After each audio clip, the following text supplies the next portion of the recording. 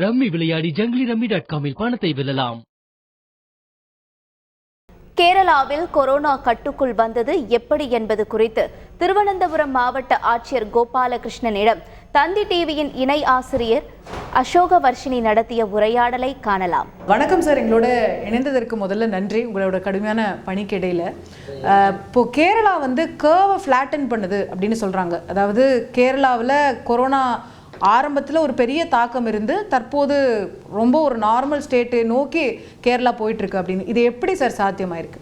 ஆக்சுவலாங்க எங்களுக்கு first case வந்தது ஜனவரி end பிப்ரவரி அந்த பிகினிங்கில் தான் வந்தது. அது நாங்கள் ஃபேஸ் 1 ஃபேஸ் 2ன்னு சொல்லுவோம். ஃபேஸ் 1 ஒரு 3 கேஸு உகான்லேருந்து வந்தவங்க, டைரெக்டாக சைனாவில் உள்ள உகான்லேருந்து வந்தவங்க. 3 கேஸும் 3 டிஸ்ட்ரிக்டில் இருந்தது. அதை க்யூர் பண்ணி அனுப்பிச்சாச்சு. திடீர்னு ஒரு 20 டேஸ்க்கு அப்புறம் தான் ஃபேஸ் 2ன்னு வந்த ஒரு திடீர்னு இட்டலியிலேருந்து வந்த ஒரு மிலன்லேருந்து வந்த ஒரு 3 பேர் கொச்சி ஏர்போர்ட்டில் கிராஸ் பண்ணிட்டு போயிட்டாங்க. they didn't disclose that information. அப்போ அது போய் பார்த்தீங்கன்னா பத்தனந்திட்டான ஒரு டிஸ்ட்ரிக்டில் தான் ஃபஸ்ட்டு ஒரு 3 கேஸ் டிடெக்ட் ஆச்சு. அது சிம்டம்ஸ் வந்ததுனால தென் லோக்கல் ஹாஸ்பிட்டலில் டிடெக்ட் பண்ணும்போது இது எங்கேருந்து வந்தீங்கன்னு என்கொயரி பண்ணும்போது நாங்கள் இப்படின்னு அவங்க ஒன்று அவங்களோட காண்டாக்ட்ஸ் தான் ஃபஸ்ட்டு ஆரம்பிச்சுது. டெஸ்ட் பண்ணோன்னே நாங்கள் ஃபஸ்ட்டு பண்ணது என்டிஆர் ஸ்டேட்லேயே we started with first instrument contact tracing and route மேப்பிங்னு சொல்லிட்டு.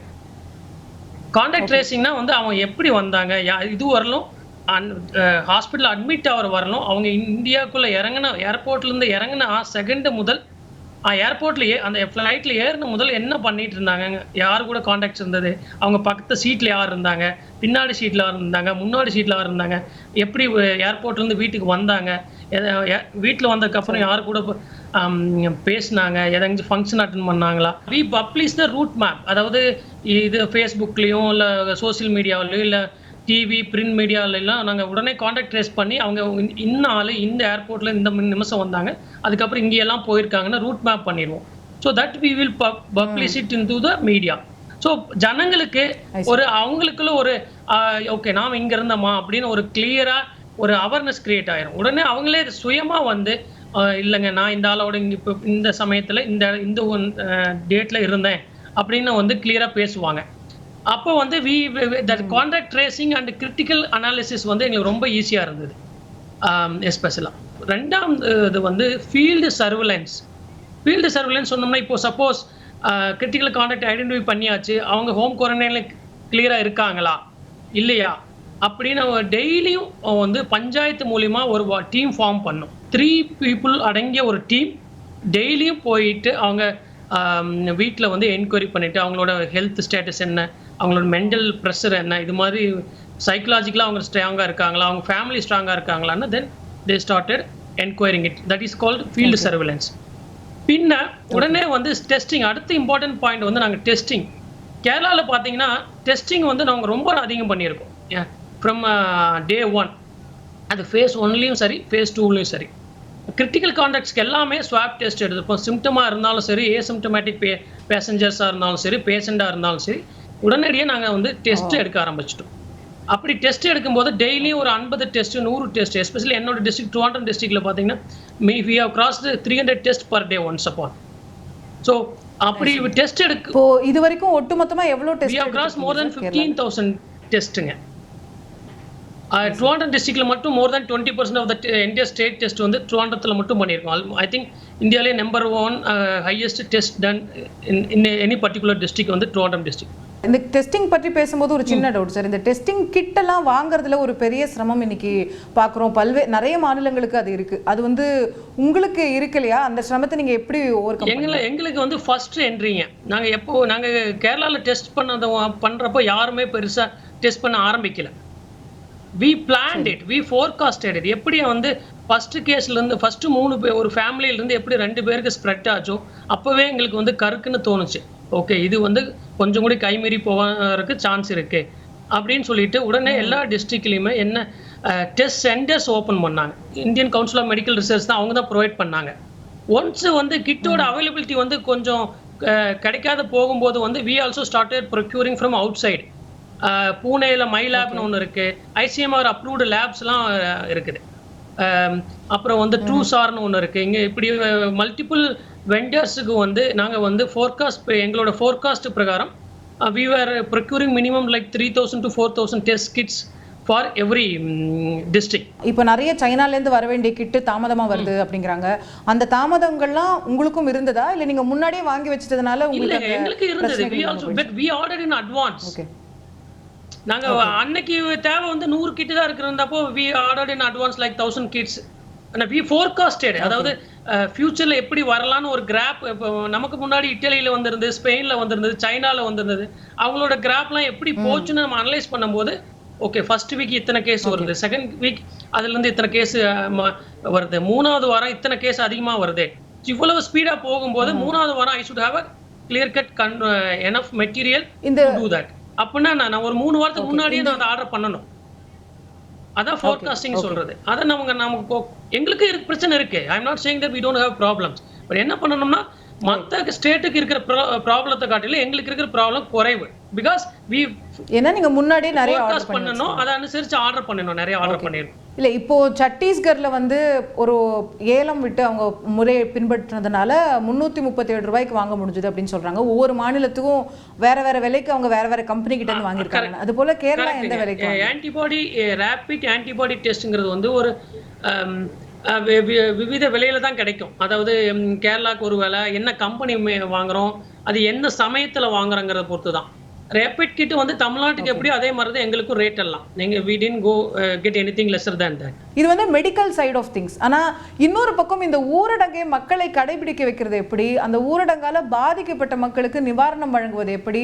இப்போ நம்ம நிறைய மைக்ரண்ட் ஒர்க்கர்ஸ் ப்ராப்ளம்லாம் எல்லா மாநிலங்கள்லயும் பார்க்குறோம். அந்த ஹியூமானிட்டேரியன் ஏரியாஸை கேரளா எப்படி கையாளுங்க? ஊரடங்கு உத்தரவு வரும்போது ஒரு பிரச்சனைகள் நிறைய இருந்தது, இல்லைன்னு சொல்ல முடியாது. ஏன்னா ஜனங்கள் வந்து அதை சீரியஸ்னஸா எடுக்கிறது இல்லை. எங்களுக்கு ஒரு என்டையர் கோஸ்டல் பெல்ட் பார்த்தீங்கன்னா ஃபிஷர்மேன் கம்யூனிட்டி, அவங்களுக்கு டெய்லி லைஃப் தான். அவங்களுக்கு ஃபிஷிங் போனால் தான் அவங்களுக்கு சாப்பாடே. ஸோ அந்த ஊரடங்கு உத்தரவு கொடுக்கும் போதே நாங்கள் we started concept call community kitchen. ஒரு பஞ்சாயத்துலையும் ஒரு வார்டுலையும் we started community kitchen. Community kitchen என்னன்னா they will provide food for a people who wants it. Suppose ஊரடங்கு உத்தரவு ஆயிடுச்சு, 60 வயசு 70 வயசு 80 வயசு முடியாதவங்க இருக்காங்க, 2 ஃபேமிலி, அவங்களுக்கு சாப்பாடு கிடைக்கிறது இல்லை. Then we provide food is provided through same the volunteer team by the community kitchen. அது ஒரு பஞ்சாயத்துலையும் இது அரசாங்கமே ஏற்படுத்தின. ஆமாங்க, ஒரு பஞ்சாயத்துலையும் ஒரு வார்டுலையும் அவசியத்துக்கு தகுந்த மாதிரி கவர்மெண்ட், பஞ்சாயத்து, முனிசிபாலிட்டி, கார்பரேஷன் மூலமா ஏற்படுத்தின ஒரு சிஸ்டம். ஸோ அது வந்து ஃபுட்டு கொடுப்பாங்க, ஃப்ரீயாகவும் கொடுப்பாங்க. சப்போஸ் இஃப் இஸ் வல்னரபிள் செக்ஷனாக உங்களுக்கு ஃப்ரீயாக கொடுப்பாங்க. இல்லை well to do family but they don't have material with them, we provide food on a payment basis also. அதே சமயம் அது ஒரு இது. பின்ன கிட்டு இது வந்து ஒரு பஞ்சாயத்துக்கும் இது போன்ற ஒரு உணவு ஒரு பஞ்சாயத்துக்கு மட்டும் இல்லைங்க, அவசியம் இருந்தால் ஒரு வார்டுக்கும். ஒரு பஞ்சாயத்தில் 10 வார்டு இருக்கு, ஆனால் வந்து நிறைய பேர் இருக்காங்க. We open more than 2-3 community kitchens. அது எத்தனை பேர் அங்கே உள்ள ஆட்கள் ரெக்குவயர்மெண்ட் தேவையோட கேட்ப அதை அனுசரித்து நம்ம வந்து நம்பர் ஆஃப் கம்யூனிட்டி கிச்சன் வந்து ஓப்பன் பண்ணணும். மை ஃபைனல் கொஸ்டின் சார், இப்போ இன்னைக்கு நம்ம ஜனவரி 30 நமக்கு முதல் கேஸ் கேரளாவில் வந்தது. ஒரு 2.5 மாதம் கிட்டத்தட்ட 3 மாதம் கழிச்சு இன்னைக்கு ஒரு நாளைக்கு 1 கேஸ் 2 கேஸ் 5 கேஸ் நம்ம பார்த்துட்டு இருக்கோம். ஸோ ஓரளவுக்கு நம்ம கொரோனாவை கட்டுப்படுத்திட்டோம் அப்படின்னு சொல்லிட்டு இருக்கோம். பட் இது வந்து இஸ் திஸ் த எண்ட்? இதோட அவ்வளோதான் கேரளாவில் கொரோனா தீர்ந்தது அப்படிங்கிற நிலை இருக்கிறதா, இல்லை இன்னமும் நம்ம கவனமாக இருக்க வேண்டிய அவசியம் இருக்கிறதா? ஃபர்ஸ்ட் ஃபேஸ் முடிஞ்ச பிறகு ஒரு செகண்ட் வேவ் ஆஃப் கொரோனா இருக்கா, அதை எதிர்பார்க்க? டெஃபினட்டா நம்ம அதை இருக்குன்னு சொல்ல முடியாது, இருக்கலாம். ஏன்னா வந்து பெரிய பெரிய வளர்ந்த கண்ட்ரிஸ் லைக் ஜப்பான், கொரியா, சிங்கப்பூர்லாம் பார்த்தோம்னா இதே மாதிரி தான் நம்ம நல்லாவே கண்டெயின் பண்ணியிருந்தாங்க. பட் இப்போ இந்த 4 நாளாக சிங்கப்பூர்ல இருக்கிற நியூஸ் வர்றதை கேட்டிங்கன்னா ரொம்ப கஷ்டமா இருக்கு. 500 பேர் 1000 பேர் 400 அப்படின்லாம் வந்து இப்போ டெஸ்ட் ரிசல்ட் அவங்களுக்கு பாசிட்டிவாக வந்துட்டு இருக்கு. Because they also loose down the lockdown conditions வந்து நிறைய டைலூட் பண்ணாங்க. ஸோ நாங்களும் we are also expecting that because it's entire world is following the same pattern. ஒரு 90% they are following same pattern. 21ஆம் தேதி முதல் நாங்கள் கொஞ்சம் ஊரடங்கு உத்தரவு தளர்த்துறதுமே வந்து ஒரு பைலட் பேசிஸ் தான், ஒரு டெஸ்டிங், ஒரு ட்ரையல் பேசிஸில் தான். சப்போஸ் ஊரடங்கு உத்தரவு தளர்த்தும் போது இப்போ ஷாப்ஸுக்கு ஒரு டைம் இன்க்ரீஸ் பண்ண போகிறோம், ஹோட்டல்ஸோட டைம் கொஞ்சம் இன்க்ரீஸ் பண்ண போகிறோம், அப்படி பீப்புள் மூவ்மெண்ட்ஸை கொஞ்சம் ஃப்ரீ ஆக்க போகிறோம். அப்படிலாம் பண்ணும்போது இன்கேஸ் இன்டர் டிஸ்ட்ரிக்ட் மூவ்மெண்ட்ஸ் வந்து இன்க்ரீஸ் பண்ண போகிறோம். அப்படி பண்ணும்போது இன்கேஸ் வி சி டேட்டா ஒரு மருத்துவமனைக்கு வர பேஷண்ட்ஸோட டேட்டா, பின்ன ஆம்புலன்ஸ் ரெக்குயர்மெண்ட் உள்ள டேட்டா, பின்ன ரோட் ஸ்க்ரீனிங் ரோட் ஸ்க்ரீனிங் இருக்குது. இப்போவும் ரோட் ஸ்க்ரீனிங் நடக்குது. அந்த ரோட் ஸ்க்ரீனிங்கில் ஏதாச்சும் சிம்டம்ஸ் வருதா, அங்கே உள்ள டேட்டா அனாலிட்டிக்ஸ் வந்து நாங்கள் ரொம்ப எஃபெக்டிவாக பண்ணுறோம். இதை we call it as advance data analysis and forecasting. அப்படி பண்ணும்போது இப்போ ஃப்ளூ லைக் இல்னஸ், அது மாதிரி ரெஸ்பிரேட்டரி இல்னஸ் இது மாதிரி வந்துச்சுன்னா தென் அந்த பர்டிகுலர் ஏரியாவை we are going to coordinate of. அது cluster management, decentralised cluster management பிளான்னு ஒரு பிளான் அந்த ஏரியாவுக்கு ஒரு பிரத்யேகமாயிட்டு ஒரு ஏரியா பிளான் பண்ணிட்டு அதை அனுசரித்து நாங்கள் அதை ஆக்ஷன் எடுப்போம். நாங்கள் நன்றி திரு கோபாலகிருஷ்ணன். உங்களுக்கு கடுமையான பிஸியான ஷெட்யூல்னு தெரியும். அதற்கு இடையில எங்களுடன் உங்கள் கருத்துக்களை பகிர்ந்து கொண்டதற்கு ரொம்ப சந்தோஷங்க. தமிழ்நாட்டில் ஒரு தினத்தந்தி பாகமாக இருக்கிற தந்தி டிவியோட பேசுனதுக்கு ரொம்ப சந்தோஷங்க. நானும் தமிழ்நாட்டுக்காரன் தான், ரொம்ப சந்தோஷம். தேங்க்யூ. ரம்மி விளையாடி ஜங்கிலி ரம்மி.com பணத்தை வெல்லலாம்.